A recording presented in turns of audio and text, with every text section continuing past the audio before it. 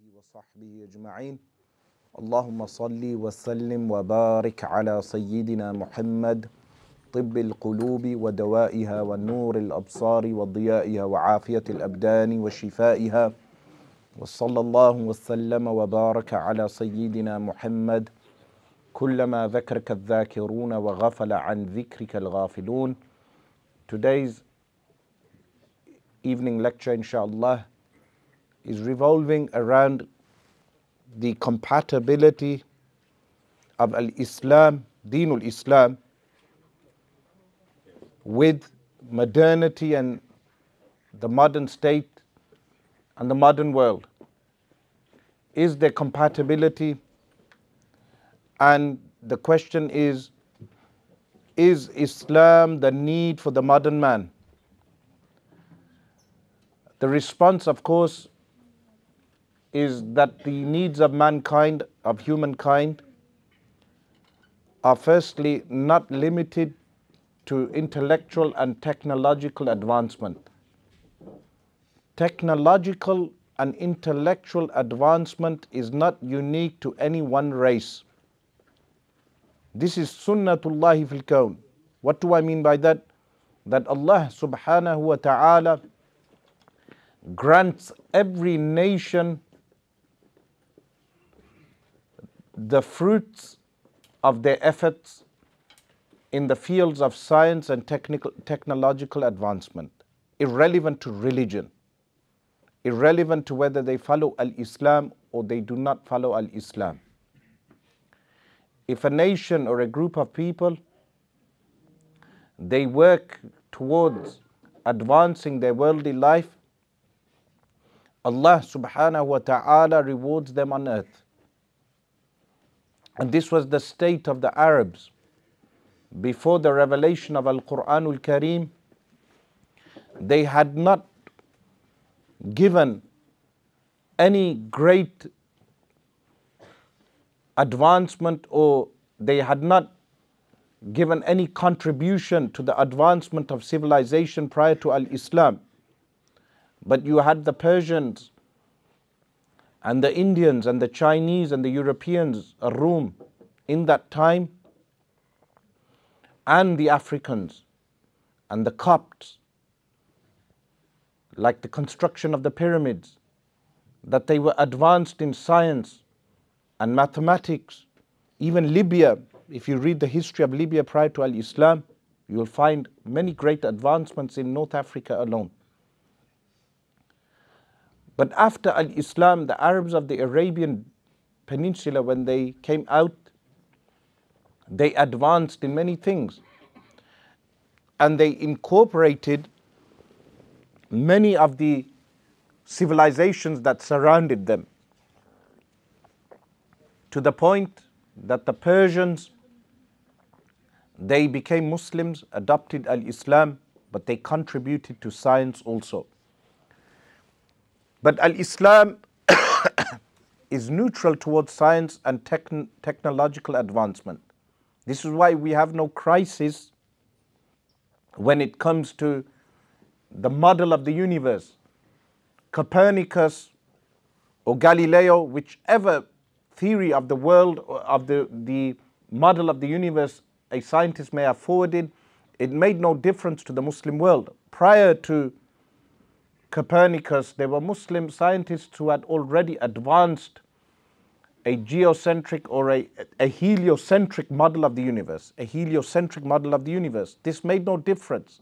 Similarly, advancement of NASA creating technological advancements to the point that they were able to reach the moon does not affect the iman of a Muslim. It doesn't affect our faith. So when it comes to technological advancement, Islam does not hinder scientific progress. Of course, the question will be, why are Muslims backward in scientific progress in the past few hundred years? The answer is very simple. If you do not make the efforts and advancement and the funding for scientific progress, you will not progress, irrelevant to whether you are Muslim or non-Muslim. Well said. So There is no link between scientific backwardness of the Muslims and their religion. Al-Islam is not a hindrance towards scientific progress. In fact, the majority of the Muslim countries today, many of them have secular constitutions. And those that have some Islam in the constitution, Islam is only a legal framework in what they refer to as al-ahwal al-shakhsiyah, personal private law, family law, marriage, inheritance. And there are very few nation states today that attempt to establish or tatbiq al-Islam, which is the application of Islamic law 100%, very few that claim this. So the scientific backwardness cannot be laid on the shoulders of al-Islam. But then, what does al-Islam have to offer the modern man? Before going into this, I would want to say that it was a blessing of Allah subhanahu wa ta'ala that we firstly, in this modern age, we must understand that there are ni'amullahi al-zahira wal-batina. Blessings of Allah subhanahu wa ta'ala that are outward, but then there are blessings of Allah subhanahu wa ta'ala that are inward. Outwardly the thing may seem like a punishment, but inwardly there is a great blessing. One of those historical factors was that the Khilafah, al-Khilafatul Islamiyah, was formally abolished in 1924. Outwardly, we see that as a bad thing, and indeed it's an obligation on the Muslims to re-establish al-Khilafatul Islamiyah.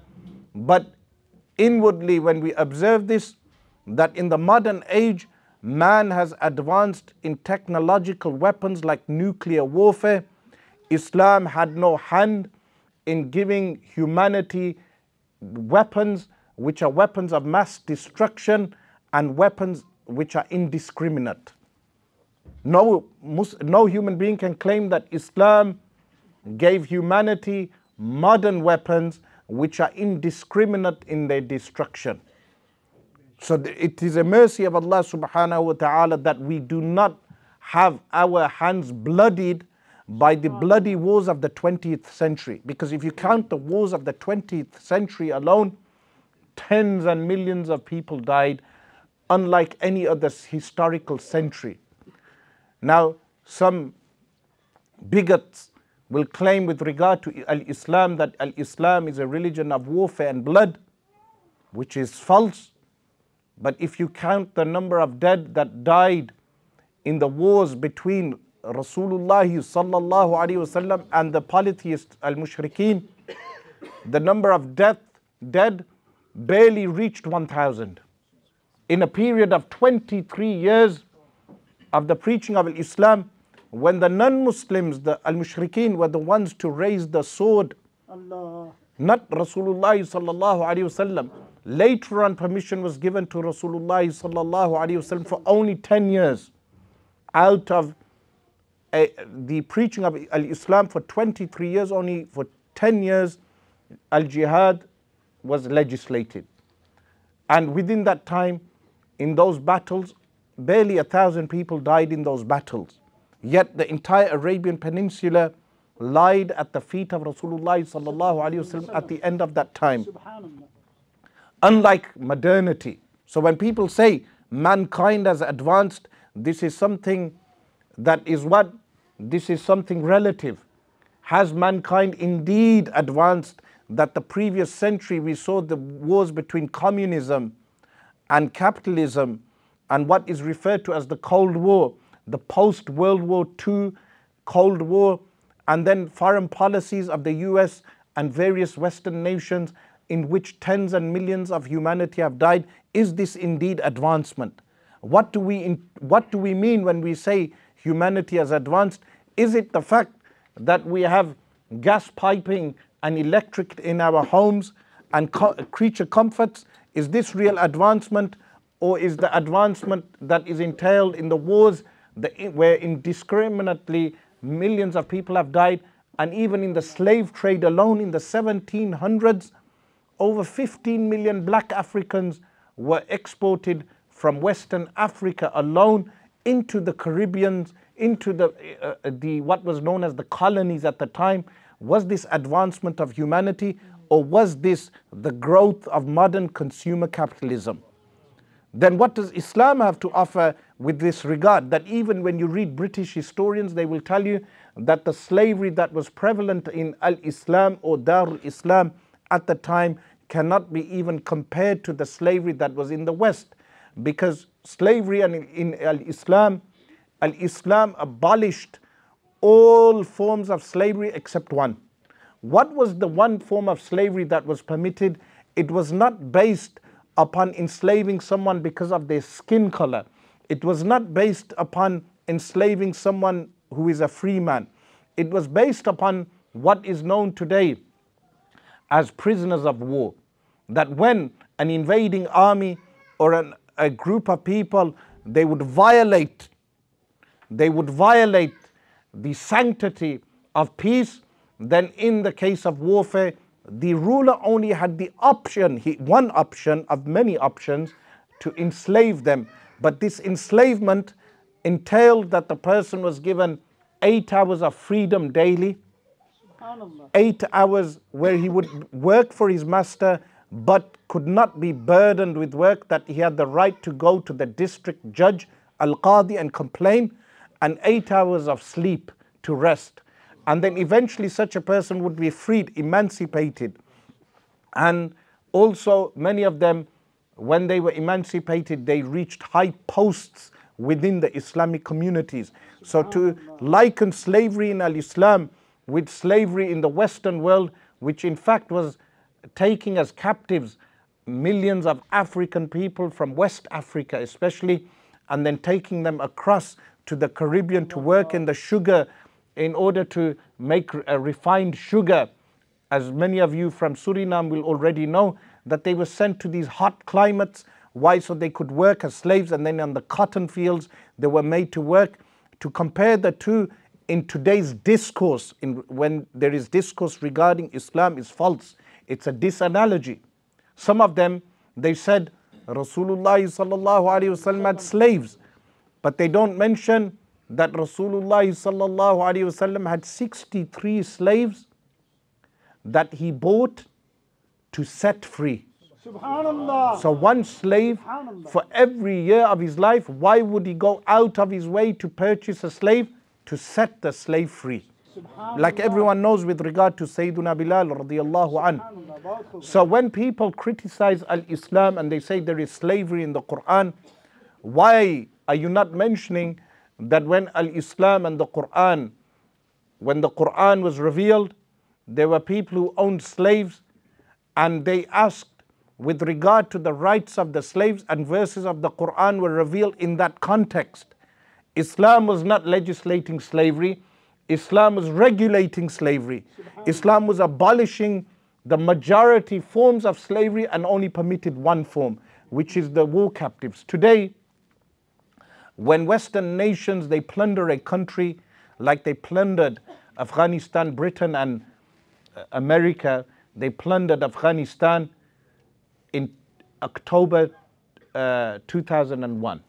They invaded Afghanistan on the pretext of the 9/11 nihilistic attacks on the Twin Towers.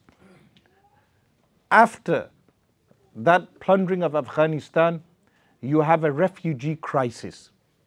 What happens to refugees? They end up in places like Holland and Europe, and on the ports within France, and they enter Britain and other countries, and then you have Western people complaining about a refugee crisis. Of course, your plundering of Afghanistan has caused the refugee crisis. And we know that the media has short-term memory. They only remember things from 5 minutes ago. They will mention a problem of refugees, but they will not mention these refugees are coming in from Afghanistan and Iraq and all those places that have been plundered and people have been displaced because of your foreign policy. Now, when you compare the refugee crisis, and then you also look at places like Guantanamo Bay, island that belongs to what? belongs to Cuba in reality, but America carries out its human rights violations on that island because they will not be questioned by anyone when they carry out their human rights violations. You compare the way those prisoners on Guantanamo Bay are treated in comparison with what you claim with regard to Islam and slavery. How the slave is treated in Al-Islam. Why do you not mention that the slave is given the same clothing as the slave master? The same quality of clothing.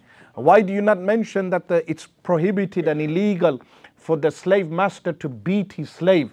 Why do you not mention that the slave must eat the same food as the slave master?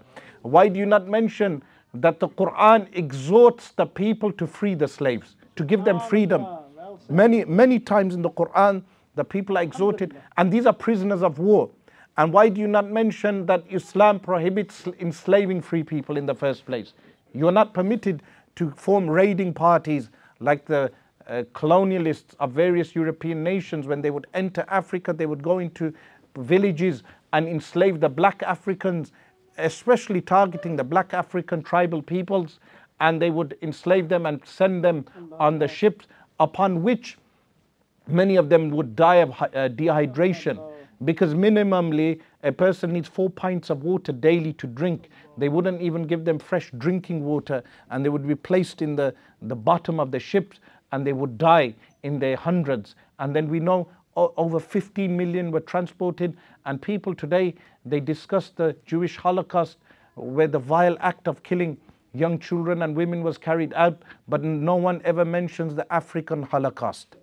Yes, so some of them will say to the African person, you must forget this history now. It was hundreds of years ago. But when they wear their poppy and they woke up on V-Day and they remember 11/11 on the 11th hour, on the 11th minute, when millions of young white European men were sent onto the borders of France to fight Germany, and they died in the trenches, they will never forget that with their poppy.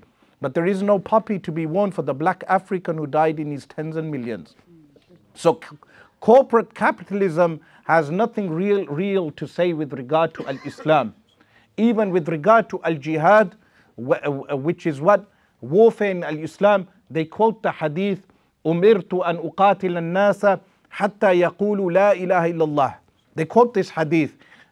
And when they quote the hadith, they attempt to inform us what our religion says. What does the hadith, how do they translate the hadith? They mistranslate the hadith as being what? I have been commanded to kill the people until they say La ilaha illallah. What they do not mention, the word an uqatila is from muqatala, bab mufa'ala, which is reciprocation, which means I have been commanded to fight those who fight me. I have been commanded to fight those who fight me. Why did Islam permit Rasulullah sallallahu alaihi wasallam in the Quran? Why did it permit the Muslims to fight those who fight them? So they could avoid situations where their lands would be colonized and their people would be enslaved in the millions. So Allah subhanahu wa ta'ala legislated jihad for them, that you must protect your lands so people do not enter your lands and enslave your people. This is the real meaning of jihad. Even the offensive jihad, it entails what? It entails carrying out like modern warfare. In modern warfare, America, with its international military might, at times may carry out acts of intervention. It may carry out acts of what? Of air raids, aerial bombing of regions, with the claim that they are defending their rights to protect their land from criminal activities or terrorist activities. Al-Islam has given the right to a Muslim ruler, al-Amir or al-Khalifa, to what? To carry out strikes when he needs to carry out strikes. And this is the real meaning of al-Jihad, to protect the interests of the borders. This was the meaning of al-Jihad, not the jihad that has been misconstrued by Al-Qaeda network, which is a network formed from the American war of 1979 to 1989 against communist Russia, meaning a CIA-backed war. They were right to kick out the communists, but at the same time it was a CIA-backed war, bringing in young Saudi Arabs, bringing in all the disenfranchised Arab youth from the Arab nations like Egypt, people from the prisons of Egypt, bringing them into Afghanistan, training them. As a result of that, you had one group which was known as Al-Qaeda. Within Al-Qaeda, then Osama bin Laden, who was not a mufti, he gave a fatwa that you can target civilians, which is misinforming the Muslims with regard to legal warfare in Islam. And this confused millions of people at that time, thinking that Islam permits people to kill women and children, people who are not armed fighters. And of course this was false. The reality is that it is hadith mutawatir, mass transmitted hadith from Rasulullah sallallahu alaihi wasallam, that the fighters are prohibited from killing women and children, innocent bystanders. So with regard to Al-Islam in the modern age would abolish something which is known as usury. What is usury? Usury is and in Amsterdam, of course, we have a capitalist banking history in this city, which goes back a few hundred years, and in London also. And we know with regard to the inception of the Bank of England, and when William of Orange, who became the king of what? Of England also, at that time, the introduction of the Bank of England, when the bank was given autonomy over the state, in what? In printing money. This led to what? The profusion of a riba in the world. How does a riba affect the world? And why does Islam call for the abolishment of a riba, not permitting a riba at all?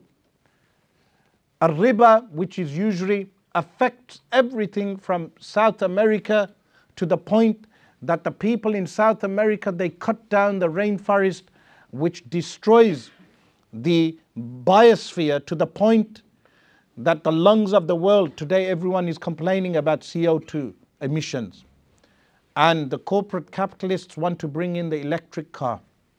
When they want to bring in the electric car, at the same time they raise the prices of electric. Yes, so it affects everyone. The poor become poorer and the rich become richer.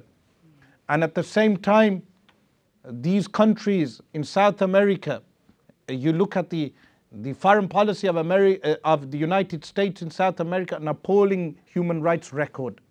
But at the same time, the IMF gives out, which is the loaning arm of Western corporate capitalism, they give money out to these countries and then they charge them usury, which accumulates over time to the point that the people cut down the rainforest in order to sell the wood, and then with the money procured from the wood, they give it back to pay off just the debt, the interest accumulated on the debt, never mind the debt itself. And then the governments will raise the taxes. So the common person is taxed. This is why countries are taxed so high. Holland has a very high taxing system. England or the UK has high taxation from the time of William the Conqueror, 1066. But one thing you will notice with regard to tax will always lead to the downfall of any government, to the point that what is known as the colonies in America, what led to the independence of America from the British during the time of the colonies, check the year 1765. What happened in the year 1765? The British began to overtax them, and it led to rebellion. But what happens today? That the common people are taxed, and then what we are facing today, inflation. We see that prices rise and the common people are taxed. But all of this is a result of what? Of usury, of a riba, proliferation of a riba. To the point that people, in order to pay off their debts, they begin to over-farm the land. As farmers, people who have a farming background would know that you can farm a land, but if you over-farm a land, what does it lead to? It leads to desertification of the soil. The soil becomes dry. and then you increase the desert size, so deserts increase. So you cut down the rainforest. Then some of them will cut down the rainforest so their cattle can eat from the graze, so they can cut beef and export the beef for cheap to America. And what will they do with the money accumulated? Pay off their debts. And then it leads to more problems with the environment. And sometimes in some countries, when people cannot pay off their debts, it leads to prostitution in those countries. Meaning a riba causes problems like prostitution. And Allah subhanahu wa ta'ala says, وَلَا تَقْرَبُوا الزِّنَا. Do not even approach a zina, fornication and adultery. إِنَّهُ كَانَ فَاحِشَةً وَسَاءَ سَبِيلًا. That it is fahisha, immoral, and sa'a sabila, a bad way of relieving your desires. But it leads to other problems. Like when I went to Malawi, I observed, and someone told me, meaning the society, they said that sometimes they find dead bodies of fetus, a child in a river. Why? Because young women and men, when they commit a zina, they may have a child, and then to hide the pregnancy, sometimes they abort the child and kill the child. And then you have so-called human rights groups, calling for the right of the woman to abort a child. So this is double speak, Orwellian double speak. How? You are a human rights group, but you are calling for the killing of children. Rather than calling for the killing of children, you should be calling for the prohibition of sex before marriage. There's a great difference, meaning the prohibition of a zina. That a zina, if a man and woman, they want to copulate, they must have a nikah by law.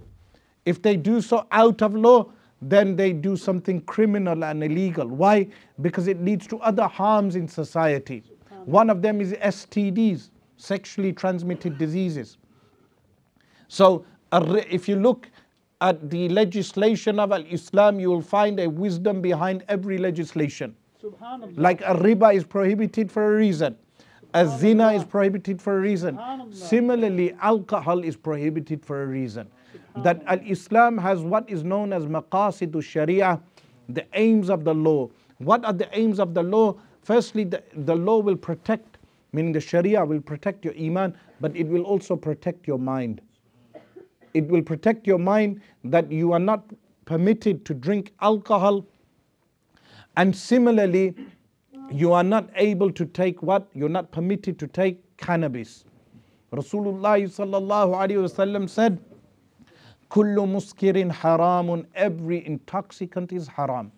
In the long run, if you check the correlation between cannabis and mental health, you will see that there is a strong correlation between the two.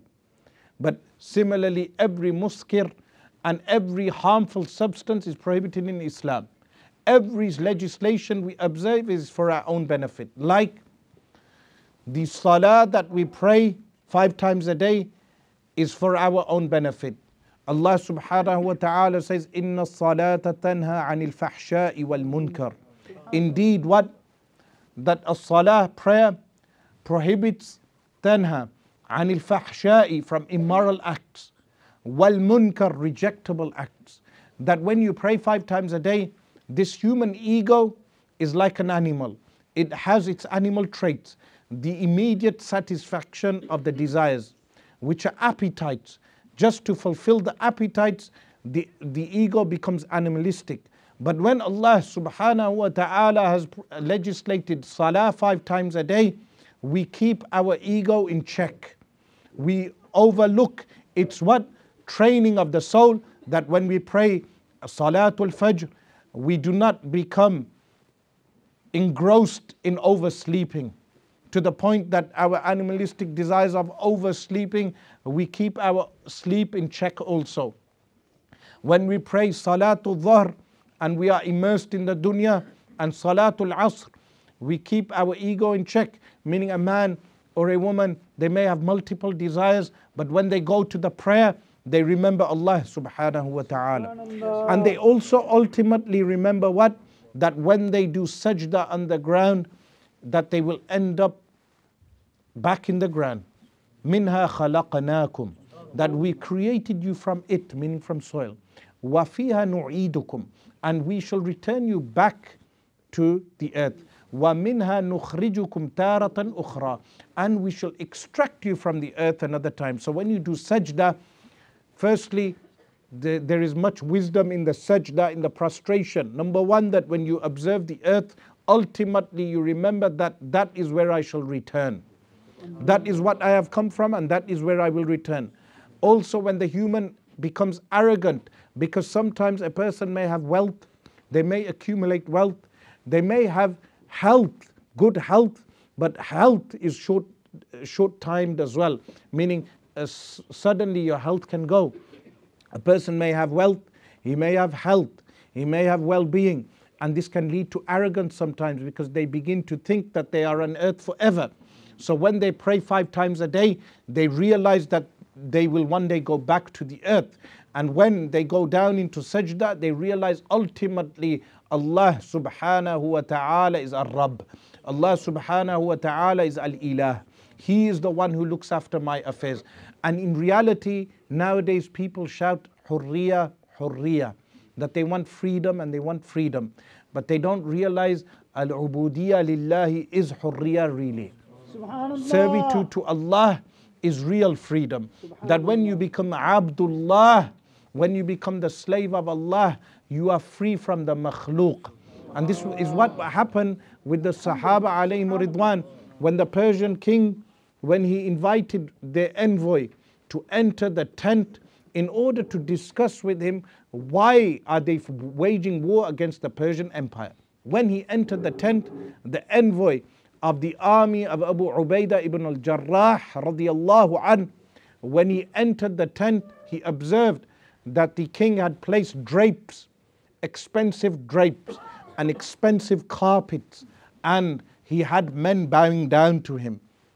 And the Sahabi radiyallahu an, he enters with a spear, and he turns the spear upside down and he walks upon the carpets, tearing the carpet as he goes along.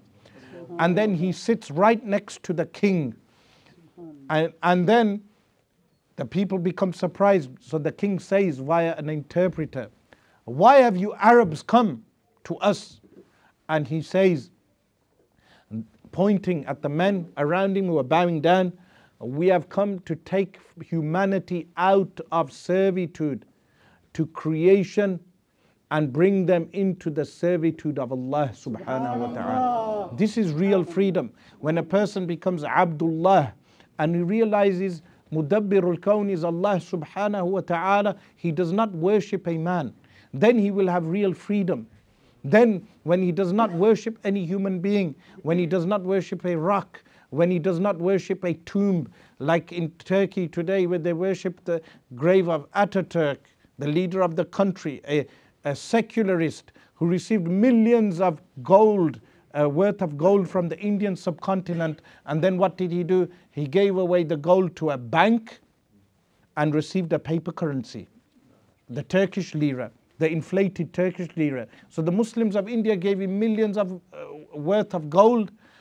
In reality, he should have established gold currency, but instead he gave the Western capitalist bankers the gold, and they gave him a Turkish lira and a Turkish national bank. And then his tomb today, some of them, the secularist Turks, they have anniversaries and they act as if they worship Ataturk, but in reality Allah subhanahu wa ta'ala has created us to be Khalifa fil ard, which is what? The caretakers of the earth. And this is why Islam, what does it have to offer the modern man? That it has to offer the modern man that if you follow Islam, you will not have firstly mental slavery. You will not be the slave of a flag. You will not be the slave of a national anthem. You will not be the slave of any men. You will not be the slave of anyone. You will only be the slave of Allah subhanahu wa ta'ala. What else does Islam to offer the modern man? You will have emancipation from slavery in terms of your wages. That in Islam, the only taxes which are mentioned is what? Zakatul Amwal and Kharaj. If you check the history of Nuruddin Zangi rahimahullah ta'ala, he abolished all the taxes. The predecessor to whom to a Sultan Salahuddin al-Ayyubi. At that time, there was no Kurdish nationalism. There was no Arab nationalism. There was no Turkish nationalism. There was no Pakistani nationalism. There was only al-Islam. That Nuruddin Zengi being a Turk, Salahuddin al-Ayyubi being a Kurd, both of them ruling Arabs. Why? Because they were Muslim. Subhanallah. They ruled Arab lands, but they were Muslims. And then what happened? Nuruddin Zengi rahimullah, he abolished the taxes. He only established zakatul amwal and kharaj and the Islamic taxes, which are redistributed amongst the poor. Not taxes for the rich to accumulate and store away and misuse. No, the taxes in Islam are redistributed amongst the poor, but also the abolishment of a riba. That Islam offers to abolish riba, which enslaves so many people. Now in England they even introduce inheritance tax. That a man, if he has more than £500,000, when he dies, the government will take over 40% of his money. So imagine this, a man, he works all his life, 40 years, 50 years paying off a mortgage. Firstly, the mortgage system, which is riba also. And Rasulullah sallallahu alaihi wasallam said, يأتي على الناس زمان يأكل فيه الناس الربا فمن لم يأكله فيصيبه من غباره. As Imam Abu Dawood narrates in his Sunan, that a time will come upon the people that they shall consume riba. Whoever doesn't consume riba, the dust will afflict him. Now a man, he works 40 to 50 years paying off his mortgage, enslaved, and during that time the currency is inflated. So he's working, he may save money. Let's say he saves £40,000, the value goes down. Why? Because there is an economic crash. So all the money he has earned is devalued. And then he pays off his riba all his life, his hair goes grey. And then his children place him in an old people's home. Because Al-Islam, again, emancipates people that they must look after their parents. This is why young people like myself, never place your parents in an old people's home. It's haram. Yes, that you will look after your parents even if you have to give up your job, because when you look after your parents, Allah subhanahu wa ta'ala will bless your rizq, your sustenance and your life. You will live long. He will bless your sustenance. So this man, when they don't follow Islam, even Muslims, they don't follow Islam, the man, his hair will go grey, his back will go bent, paying riba for all his life. And then if he doesn't follow Islam, drinks alcohol, does zina, he may enjoy this for a short amount of time, but then he earns all this money and then he dies, and then the government takes over 40%. Islam offers to emancipate people from such things. So additionally, even the ibadat, the acts of worship in Islam, like fasting in the month of Ramadan, what does it give us? People think it's only being hungry. Fasting in the month of Ramadan trains you not to be an animal. Why? What is an animal? A person who fulfills his desires as soon as they come. But what does Ramadan teach you? Restrain. It teaches you not to have addictions. People have many addictions. But in the month of Ramadan, for 1 month a year, they train the self to have no addictions. They limit the self, that they will realize, if you realize in the month of Ramadan, whenever you restrain yourself, after Ramadan is over, you will find it easier to restrain yourself from many vices. This is the wisdom behind the month of Ramadan. Similarly, zakat has many wisdoms, that when we give a fraction of our wealth to the poor. Imagine Saudi Arabia with all its oil wealth, since oil was discovered and they permitted Western corporations to take the oil, from that time until today, if they only gave a rikaz. What is a rikaz? A rikaz is 1/5 of the oil being given to the poor. 1/5. According to some of the fuqaha, 1/5 of the natural minerals, 1/5 of the revenue should be given out to the poor. Imagine in Saudi Arabia, originally the country's name is Arabia. Remember, Saudi Arabia is the only country named after a family. But the Saudi royal family, prior to them, it was known as what? Jaziratul Arab. Imagine that just 1/5 of that minerals was redistributed amongst the poor of that country and the surrounding regions? How much of the poverty would be alleviated? This is the blessings of Sharia of Allah subhanahu wa ta'ala. Or 2.5% of the zakat was distributed fairly and equally.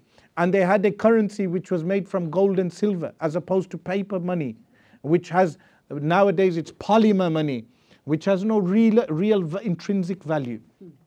So this is the blessings of Al-Islam, and additionally there is so much more that could be said with regard to Ash-Shariatul Islamiyah and responding to the objections against Ash-Shariatul Islamiyah. Like they mention Hijabul Mar'ah, the woman covering up. What is the wisdom of this? Remember, the woman covering up, the wisdom of that is that the woman is given respect from perverted men. That when, in that time, the woman of honor would cover her face. The woman of honor would cover her face. It was not seen as a sign of oppression. How many of you would have known that in the Islamic history, the woman who was a slave was not permitted to cover her face? The woman who was a slave was permitted to even show her chest and her arms. The woman who was a slave. And the woman who was a free woman, she would go around with a face veil. Now the scales have turned the other way. They claim that the woman who walks around naked is free, and the woman who walks around covered is the woman who is enslaved. So this is the inverse thinking of the modern age. So this problem that you have in Iran now, where the women are taking off their scarves, the Iranian government, firstly, instead of enforcing the hijab, should instruct the women with regard to the wisdom of hijab. You cannot remember, in the Quran and the Sunnah, there is no punishment mentioned. The Quran instructs the believing women, it's a fard that they should cover, but there's no punishment mentioned. So the rulers must be wise in this day and age. They must advise the women with al-maw'idha, al-hasana, and al-hikmah, meaning good admonition and wisdom with regard to the wisdom of why women cover, and that their freedom is in covering, that they are given that respect. How many cases have happened with Epstein and Weinstein and other Steins, and also Jimmy Savile and all these other people, that when, I don't know, maybe in Holland there have been so many cases of what sexual abuse that occurs. Why? Because if they followed Sharia, what does Sharia tell you? That you cannot be alone with another woman in a room. A law that if the woman is not related to you, you cannot be alone with her. A simple rule. And Rasulullah sallallahu alaihi wasallam said, it is better to have a piece of iron, words to the effect, put into the hand than shake hands with a woman. So if you cannot even shake hands with a woman, then you can never sexually abuse a woman, because you cannot even touch her. She's haram for you. And therefore in the laws of Islam there is utmost respect for women. And likewise people ask, they say, you know, the law of stoning, it is so harsh for the adulterer, that this law is so harsh that you stone an adulterer. But what they do not mention, have you heard of crimes of passion? Crimes of passion, a man enters his home or a woman enters her home and they find their spouse sleeping with another person and they see red, they go mad and they kill both of them. Why? Because zina results in murder and destruction of the family. So when Islam legislates this, there is a prevention of that action in the first place. So when people say Islam is not compatible with modernity, what is modernity? Again, I will conclude with this. If you say modernity is having gas fire, having gas in the house, electricity, having a television, using a microphone, having a camera, this modernity does not affect a Muslim or his Islam.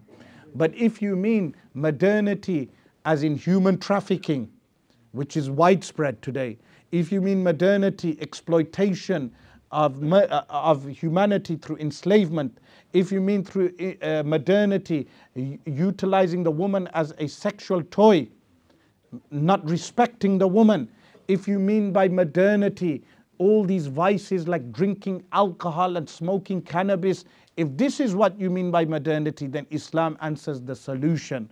We ask Allah subhanahu wa ta'ala to make us grasp onto our deen and to Al-Quran Al-Kareem and the Sunnah of Rasulullah sallallahu alayhi wa alihi wasallam, and to understand our religion as it should be understood, and not to fall victim to the propaganda al-ghazw al-fikri, the intellectual war against al-Islam, and arm ourselves with what intellectual responses to all these things. أقول قولي هذا واستغفر الله لي ولكم وأتوب إليه. نعرة تكبير، نعرة رسالة، سبحان الله. نعرة تكبير، نعرة رسالة، يا رسول الله، أهل السنة.